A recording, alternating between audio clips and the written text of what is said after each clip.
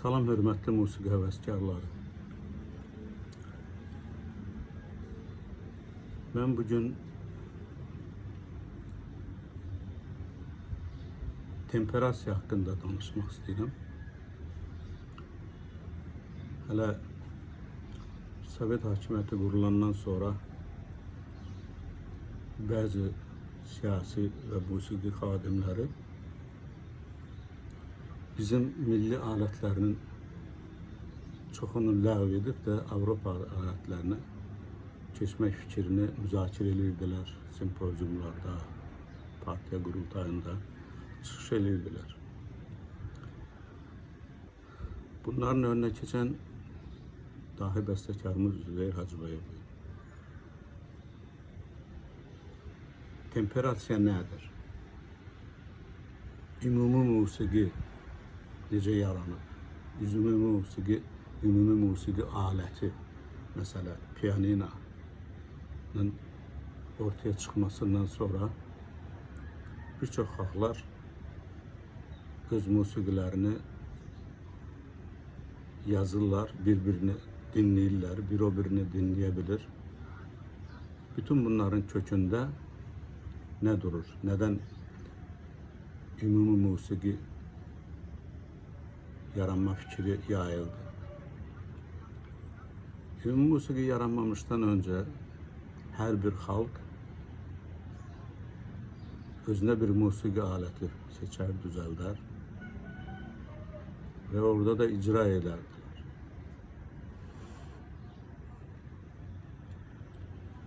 Bütün problemlərin hamısının başı hansı xalqın oktavanı necə bölməsindən ibarət. Bilirsiniz, oktava nə olan şeydir? Musiqi dünyasının ən böyük kəşflərindən biri 7 oktavalı, biraz da çox alət olan pianino alətidir. Əslində qalanda pianino aləti tarla qardaş bir alətdir. Nəyə görə? Biz tarın açıq siminə vururuq. Mesela do səsinə. Re'yə vurmaq üçün parmağımızı re pərdəsinə qoyuruq, səs vururuq. Mi'yə vurmaq üçün mi'yə qoyuruq parmağımızı, mizraf vururuq. Pianinonun quruluşu tara niyə bənzəyir? Pianinonun əgər içini belə kapağını qaldırırsınız, görərsiniz ki, çoxlu simlər var orada. İnce simlər var, qalın simlər var. Onların hər biri klaviyə çıxmış şəkildə elə mexanizm qoyulub ki, məsələ, burada doya vurarsansa, baxırsan ki, bunun ucu gedib uzanıb həmən bir dənə do səsini, doya köklənmiş simin üstünə vurur mizraf kimi. Tarda da bir mizrafla vurup səs alırıq, pianinoda da. Amma biz görmürük. Onun mexanizması elədir ki, arxada bir yerdə do səsinə ayrıca bir sim qoyurlar, do diyez səsinə ayrıca bir sim qoyurlar, re səsinə bir ayrıca sim qoyurlar, oktavanın 12 notuna ayrı simlər qoyurlar. 7 oktava varsa, 7 dəfə 12, 84 tane. 84 tane sim var orada. Biraz da çoxdur. Ben 7 oktava biraz yarımçıq da deyirəm. 84 tane sim var orada. Və çox böyük kəşf ondan ibarətdir ki, biz 10 barmağımızla 10 dənə səs ala bilirik. Tarın 3 simi var. 3 çift simi var. Maksimum 3 səs ala bilərsən. Mesela yadınızdadır mı? Rasta vurursan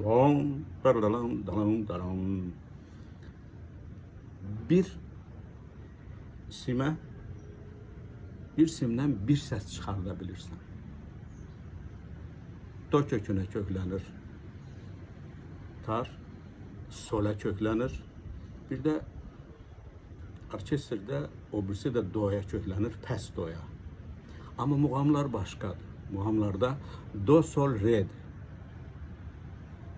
Segah Zabulda do, sol, mi köklənir. Bir də qalın sim var, onu da rezonans olaraq gene o muğamın stilinə uyğun köklənir. Pianinonun özelliği nə idi? Oktavadır da bu.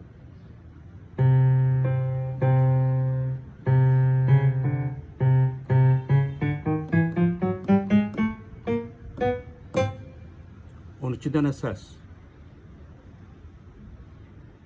Bu 12 dənə səsin hər birinin arası 100 sentdir. Məsafə yox. Səs aralığı olaraq.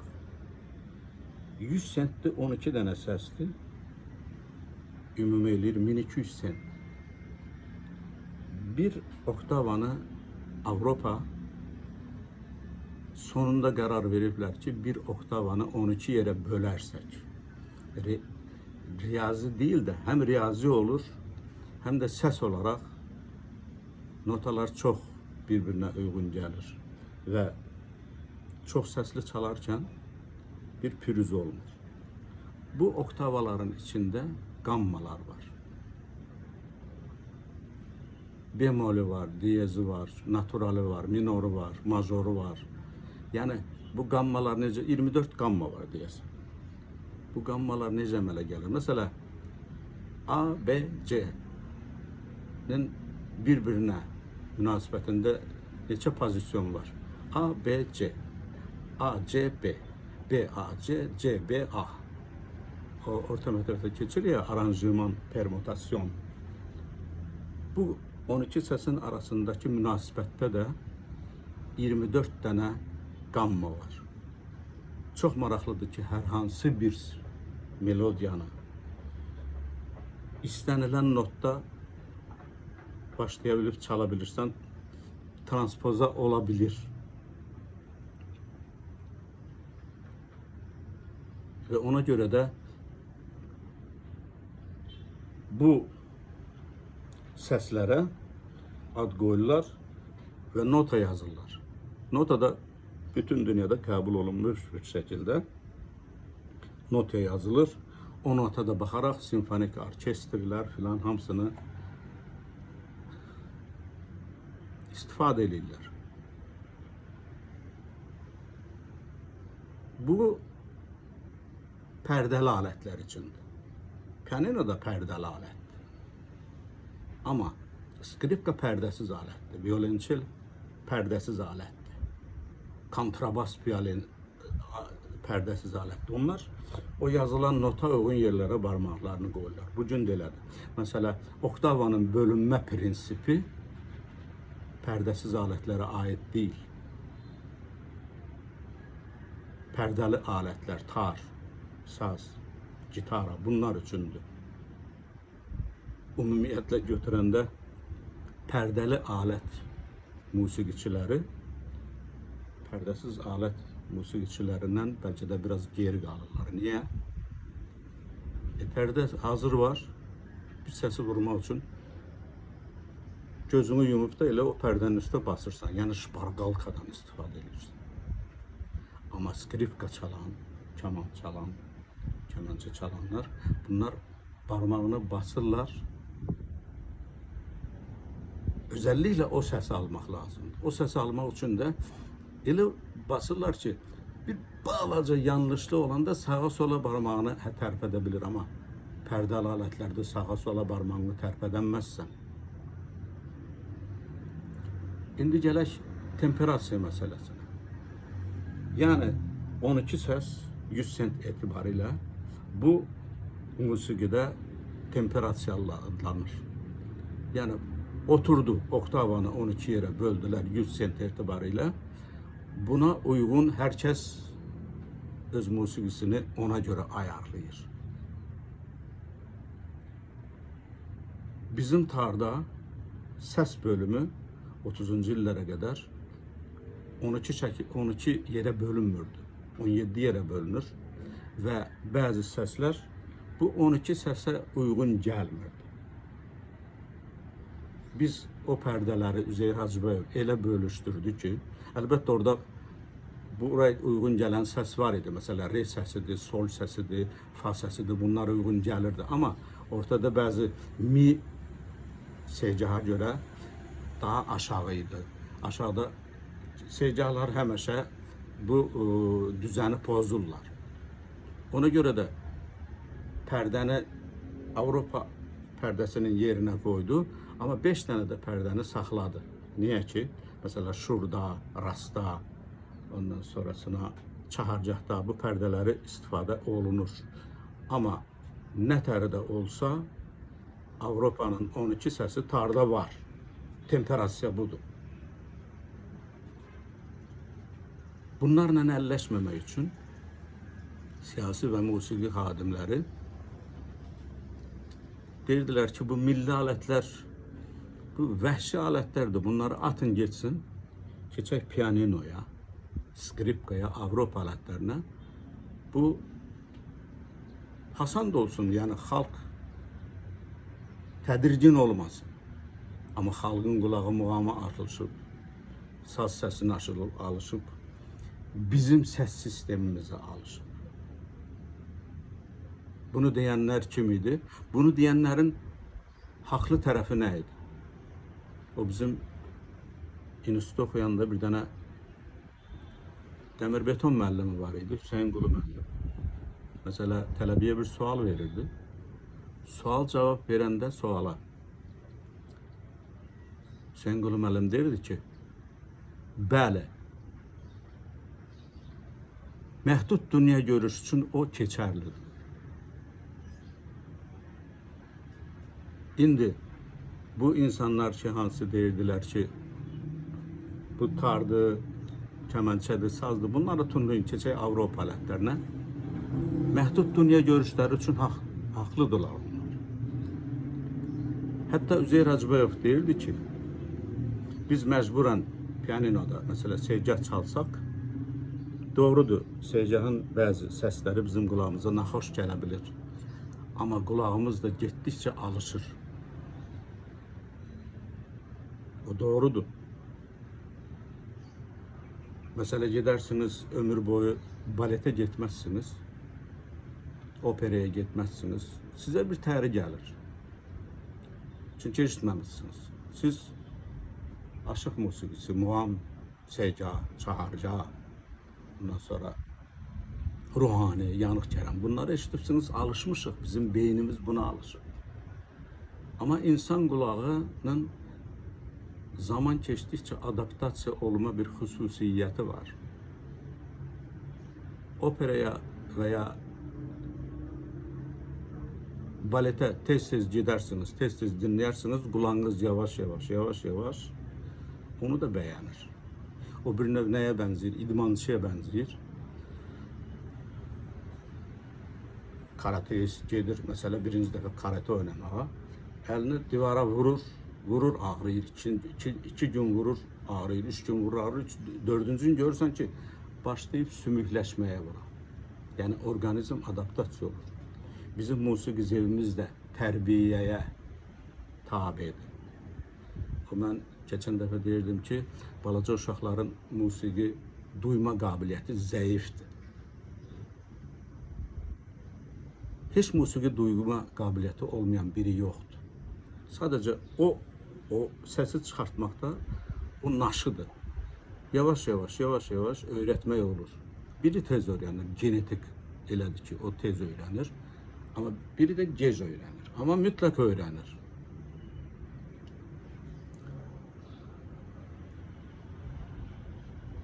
Otuzuncu illərdə Üzeyir Hacıbəyov Azərbaycan xalq çalgılı orkestrini yaratmaq istədi. Önünə çıxan problemin biri nə idi? Əvvəla tarı temperasiya elədi. O heç. Qalan kəmançaya temperasiya lazım deyil. Bizim musiqimizin hamısını icra edə bilir.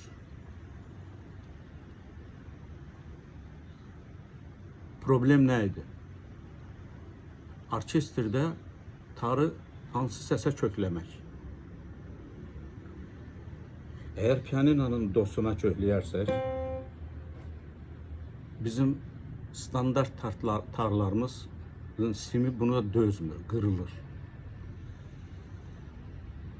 Və yaxud do səsinə biz kökləyib də bugün piyesa çalırlar konservatoriyada, do, sol, do. Əgər bununla orkestr olsa, muğam oxuyan bir xanəndə gələndə mənsuriyyədə zorlanır.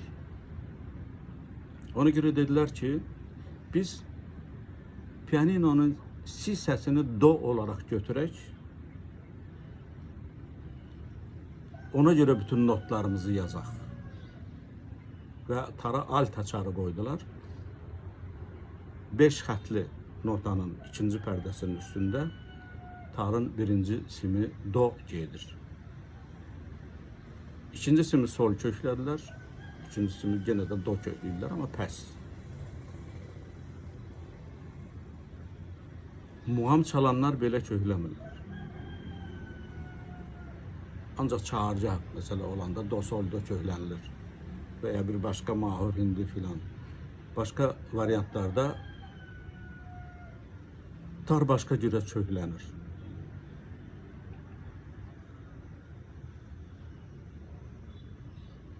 Temperasiyanın bir faydası odur ki, Üzeyir Hacıbayev yazır ki, hətta bizim milli musiqimizin inkişafı da milli dünyəvi musiqidən asılıb.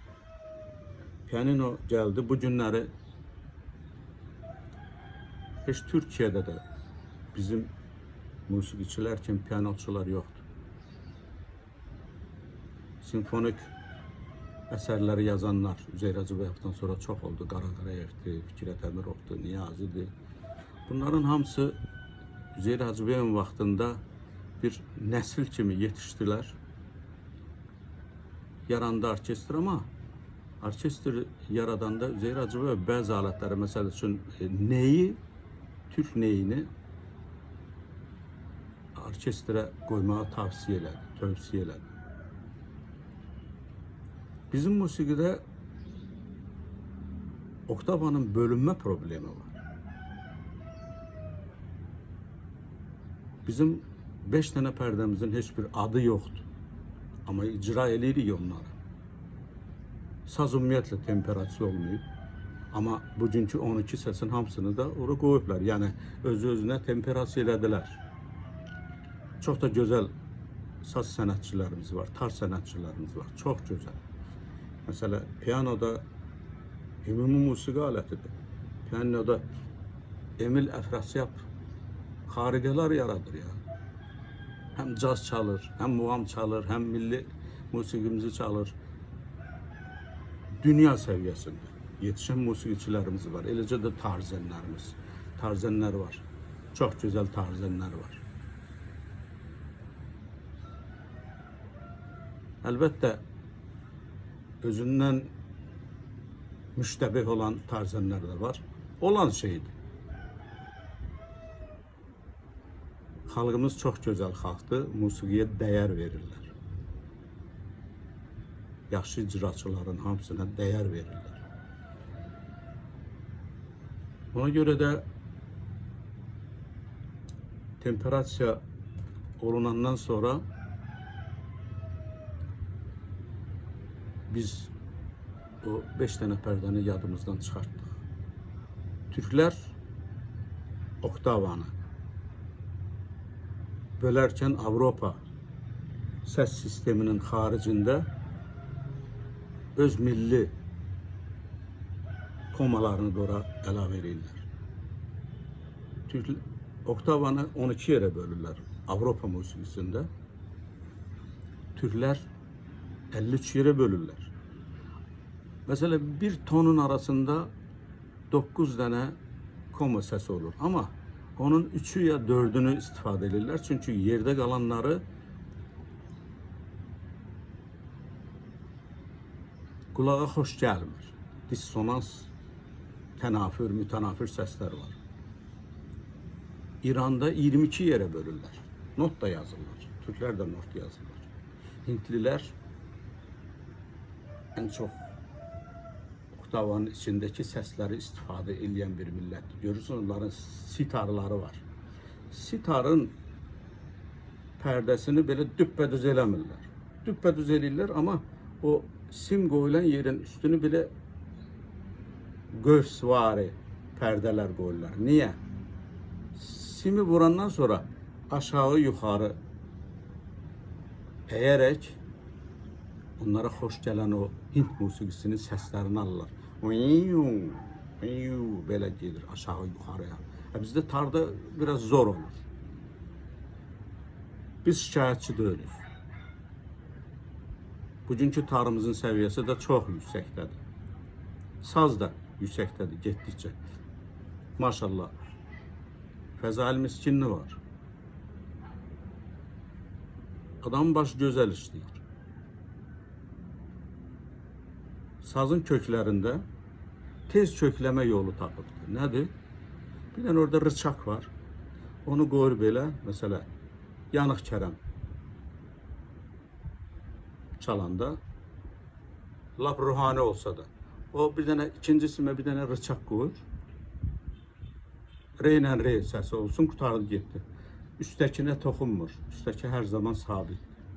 Gözəl çalır. Gözəl icraçıdır. Barmaqları, lal barmaqları çox gözəl işləyir. Sənətkardır.